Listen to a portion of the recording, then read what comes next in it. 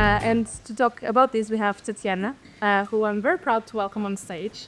She's also from Portugal, and she's also my friend, so it's very special. It's her birthday today, so the most creative people I know, and on top of the 100 things she does, she's an amazing human being, and she also did these earrings I have today. So she's one of those annoying people who's very good at a lot of things. You'll see a glimpse of that today. So I'm so happy to be here. Good morning to everyone. It's great to be here. I really love Creative Mornings. It's such a good energy and such a great way to start the day. And I'm actually very happy to share my birthday with you guys today. So this is me. I come from Portugal, just like Claudia said. And I am a creative person. I can't deny that. I spent half of my life denying it, but now I really embrace it. But I also believe that creativity is for everyone, and it can be found everywhere. I am married to a Swede from Gothenburg that I met in India, of all places. But that answers the question of why I'm here in Gothenburg, and that is love, not Volvo.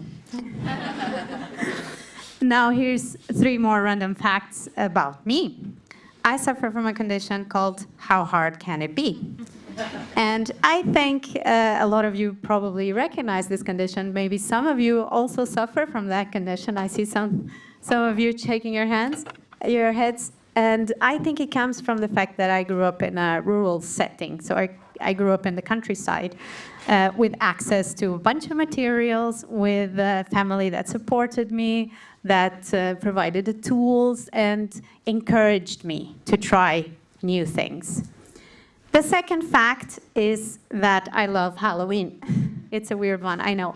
But it's also a great excuse for me to craft my little heart out. And it's just a great point to try out, like I said, new materials. And I grew up with very creative parents, even though one of them is an accountant and another one is a teacher. You know, we've had oil paintings on the walls signed by my dad and a lot of other arts forms that my mom used to do. And ever since I was old enough to follow them into creative workshops, to try out more advanced materials, I was taken by them and I was encouraged again to do that. And my friends also think that this is very cool. And I get my best cheerleaders there in my family and my friends. I mean, my husband calls himself the great enabler. And that support system, it really is what makes my creativity blossom. And that's what I'm going to talk about today. But first, the third fact. I published a book when I was 19, so not that long ago. It was a great adventure. Before social media was what it is today, there was forums, there were blogs, and I had a blog where I wrote poetic short stories in Portuguese, and that then became a book. And it was a great adventure, and the fact is, ever since I was, let's say, primary school, writing has always been a creative outlet for me. And it followed me throughout my life. Around high school time, when it was time to decide a university degree, I realized that I could combine creativity and writing in a way that actually made money. So I studied strategic communication, and I worked as a copywriter many years. These are some of the brands I worked with, and I was also this particular cow on Facebook for like 4 years. I don't know if you recognize her. It's the little triangle cheese, the laughing cow. So it was always a lot of fun when I presented myself at network events and I got to say, hey, I'm a cow on Facebook. Nice to meet you. Let me just...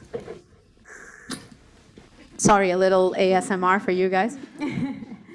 But life happens, and you meet a Swede that turns your world around, and Sweden became the next destination for me. And I mean, you get a new boyfriend, new country, new friends. You also get a long-distance relationship with the son, which came out today because it's my birthday, I'm sure of it. So you're welcome. But it also gave me a great opportunity to try a new professional area. Kind of. You see, I found a place that allowed me to use my background in marketing and communication, but also feel like I'm contributing to a more loving world. So let me tell you about Veganut Karinsdottir. We are basically cool, crafty aunties who are very creative, very supportive, always ready for a good conversation and fika, and ready to be there for you.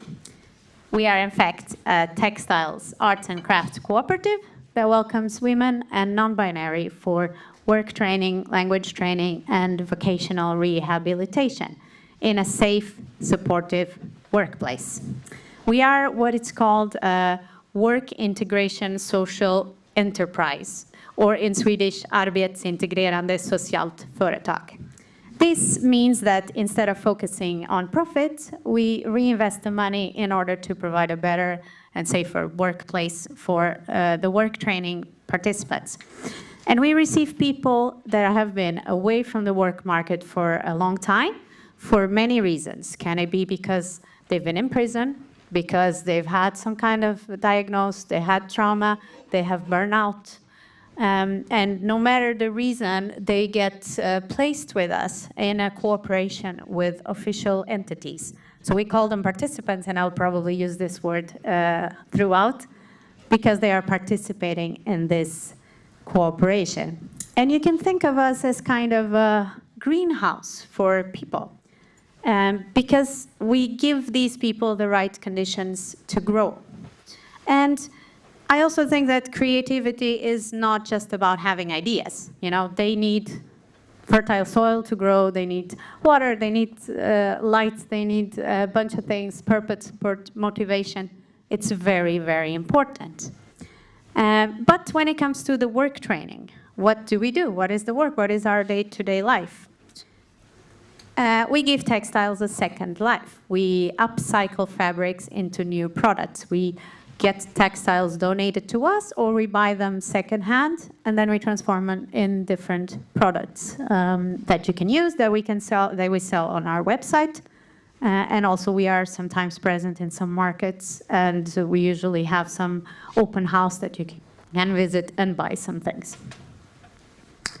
We also have a B2B kind of part, so we do a little small production for individuals and companies. So we did some cooperation, some interesting ones. For instance, the flags are for a company called Queer Companiet. They were just tired of how low quality the flags that were available in the market were. So they decided to color their own textiles and have us sew them together.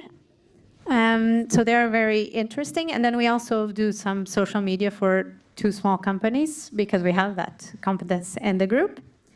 And we organize creative workshops, a little bit like what Kurt does with Sit and Draw. We believe that creativity really connects people and helps them to ice break and make some meaningful connections. And we love to book these, and we do them in Swedish and in English. So if your company is looking, or you are looking for some activity around Christmas, just talk to us. But this is all, I mean, we do this work, but Karinsdottir to me is really about the community that it builds. And I know everyone says this, but it really is a place where we get people that are rebuilding their lives, and we get to see them blossom.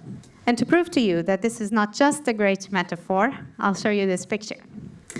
A while ago, we asked some of our participants if they wanted to say some words about the time that they've been with us. And one of them said this: "Feeling safe here has allowed my creativity to blossom." They did not know that I was going to talk about blossom this morning, and I've asked permission to use the picture, of course. But I just thought that it was a perfect summary of what I'm trying to convey here. Then, as well, that when people are doing something, when they have their hands busy, they are more prone to share. Sorry. So when you're using a tool, when you're, cutting some fabric, when you're painting something, you are more prone to a bit open your heart and sometimes share about tough things. And It's very important for some of our participants also to have an excuse to avoid eye contact, because sometimes it's very uncomfortable. And if I'm talking about something very tough to me, I really don't want to be confronted that way. So this gives a great excuse to just avoid eye contact if that makes you uncomfortable. Then, of course, the work training itself has a method. And this method was created by the group that we are part of, that is Vägen ut kooperativen. And I call it the journey to empowerment, because really this work training through this creative environment is not really about just getting them straight up to the work market right after. It's about doing it in a sustainable and empowering way. We want to build up the person first in order to get them a good future. And this method includes customized support. And this means that we do a work training plan with them that is very personalized. We sit down with the person and we talk about what are the goals that they have. And they can be big or small. It can be from like, I really need to get a routine that works. I really need to get up in the morning and make my morning work. To, I really want to go to this course specifically. I really want to go to this company and getting this job. And we establish what we can do and how we can help in cooperation with this person. And we see them, and we talk to them, and we check with them every other week. How is it going? What is going on in your life? And we work around with the capacity that each person has on a given day, because nobody shows up the same day with the same level of energy. I think you all can recognize that. So we work with that as much as we can. So in the production, if it's a day where this person can only do a small, simple task, that's okay. If it's a day that this person is feeling really creative, wants to tackle a big project, as much as we can, we accept that. And I've mentioned already that we talk to them. We have these check-ins, but we mostly listen. We listen and we see them. We see them as people, not just numbers, not just a resource. It's a person that is in front of us. Then we have language integration.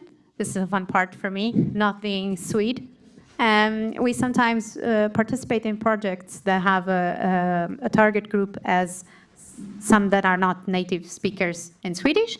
So we have sometimes some study sessions, and we also have labels all over the office, which helps me a lot. So we do that, and it's a very fun thing. It turns it way more inclusive. Even though we do speak Swedish normally, we make an effort to do simple Swedish, to include them in the conversation, to make sure that they are understanding, that it's not too hard to translate when we need to.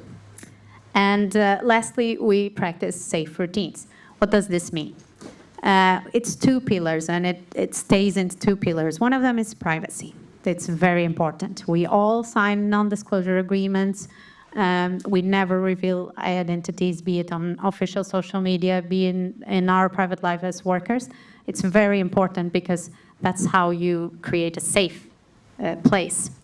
And also, we have a lot of people that come to us from a place of burnout. So it's people that are very used to going above and beyond, struggle with a lot of pressure to perform. So we want to really safeguard their well-being. So sometimes we go around just asking people if they've taken a break. It feels like we are the break police. And it's funny, there's days that we go in a room and they just look at us and say, I know, I'm gonna take a break now. Or I just did, I know, you don't see me, I'm taking a break, I'm drinking some tea.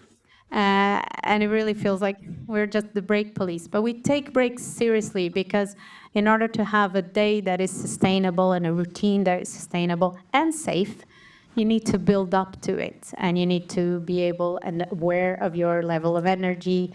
And because I think we all can recognize that it's very easy to just sit for an hour to do something that you're just having a lot of fun with. Or if you're hyper-focused, it's very easy to just not look up for an hour or two sometimes. So some reminders are important. And of course, we do this asking first, because there are some people that just hate to be interrupted. They don't want to be reminded. So if that's the case, we ask, is that okay? Do you want to be reminded to take breaks or not? And we've gotten both answers, and that's perfectly okay. We try to respect it as much as possible. All of this leads, and we work really hard to get a sense of belonging. It's a group that, of course, we are working around creativity, and we are working around in a creative place and creating products and coming up with new ideas and all of that. But it's also a bit what I said before, that it's a community, and it's really inspiring to see how the participants connect with each other and establish relationships and, you know, share tips and techniques and creative ideas as well.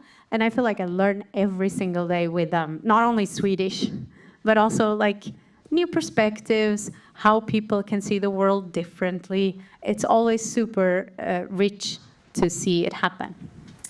Then, of course, the magic happens slowly. Humans don't have a timeline. There's not a formula. And everyone goes at a different pace, so it's not a given. And slowly, day by day, things are starting to happen, and people get more creative, they dare a bit more, and they start to blossom. And they open up a bit more, and this is like a metaphor throughout the whole thing. And it's really fascinating to see, and working with humans gives you that. It's really fascinating to see someone, the way they started and the way they end up the journey with us, and the small victories. We really celebrate the small victories when someone can establish a safe boundary, when someone dares to create something that they would never dare. Someone who dares to say, this is good, I'm good. And that moment when they also recognize those small victories in themselves, that is just so amazing. I cannot, there's no words to describe how it feels, you know. We really feel it in our core, how, you know, we root for every single one of them. And it's not just about making beautiful things. And creativity is about making change for us, because it's really, creativity is our base to give people the best conditions to actually go through their lives being more self-confident, being happier with themselves, and being able to stand on their own two legs. Because this is not just about, you know, supporting them and holding them throughout the whole place. No, it's to go with them in this important part of the journey, but also give them the tools to continue and to really make their creativity blossom. Just like I said in the beginning, that my parents, my support system, everyone that loves me and encourages me and be able to access materials, that made my creativity blossom. And that's what we try to create every single day. This is where we are. And yes, we have flowers on our door. Because I believe that we all deserve a little joy in our lives. We sometimes have some events, Christmas markets. I know for a fact that we are going to have one on the 29th of November. We also have a website that you can buy some of our products from. And because I want to spread the joy, I brought you some flower bombs. They're there in a jar that I encourage you to take one before you leave. They are a mix of bee-friendly flowers, so you plant them and you can see them grow, so you get to see something blossom from today. They were created, handmade and hand-painted by our participants, and they were created to recycle our shredded documents, so they are also environmentally friendly. And last but not least, and if you only remember one thing from this morning, I really want it to be this. Every flower blooms at a different pace. All of us are unique. Every single one of us has different conditions to bloom. Every single one deserves to bloom. And we shouldn't compare our journeys to anyone else. And that's it. Thank you so much for taking a moment of your morning to listen to me.